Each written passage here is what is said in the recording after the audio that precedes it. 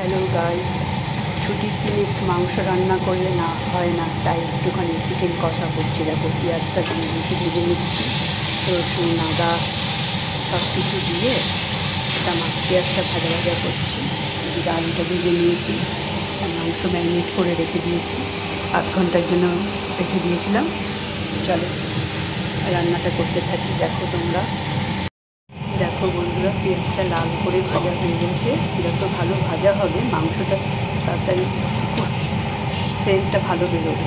আর এদিকে টমেটো পেস্টটাও দিয়ে দেবো, এবারে নিয়ে নেবো, একটু নাড়াচাড়া করে চিকেনটা দিয়ে দেবো।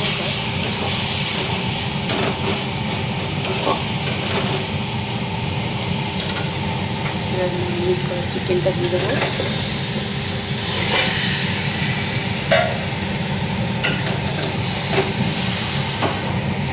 চলো এটা মাংসটা এবার কষাতে থাকি, তোমরা দেখো।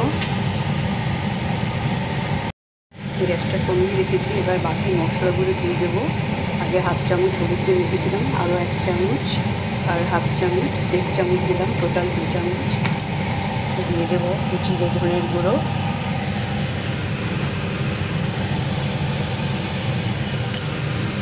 দু চামচ লঙ্কা গুঁড়ো দেবো,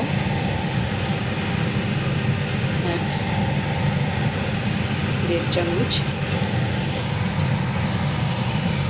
নুন দিয়ে দেবো স্বাদ মতন। চলো এবার এটা নাড়তে থাকি, নেড়ে এবার ঢেকে দেবো।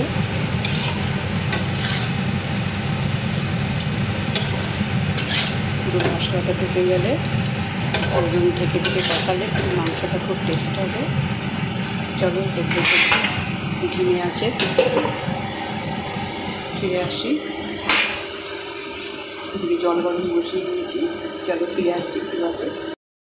এবার চলো খানিকটা আদা বাটা দেবো, আদা বাটা এবার বাকি ছিল দিয়ে দিলাম, ঢাকনাটা ছুড়ে নিয়েছি। দেখো এখন যত কালারটা কত সুন্দর এসছে, দেখতে পাচ্ছ বন্ধুরা। এভাবে ভালো করে কষাতে থাকবো, আবারও ঢাকনা দিয়ে দেবো।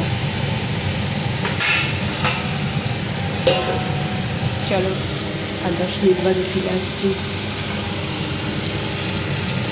দেখো বন্ধুরা, আমার মাংসটা কষে গেছে, চিকেন কষা করবো। আমি সামান্য একটু জল দিয়েছিলাম, তৈরি হয়ে গেল আমার। দেখো চিকেন কষা দেখাচ্ছি তোমাকে, কতটা সুন্দর হয়েছে দেখতে পাচ্ছ।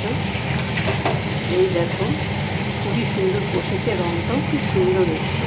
এরকম করে তোমরা চিকেন কষা করো, রুটি পরোটা নান সবটার সাথে জমে যাবে, পোলাওয়ের সাথে খুব জমে যাবে। চলো পরের ভিডিওতে দেখা হচ্ছে, তোমরা এটা তৈরি করে খেও। বাই।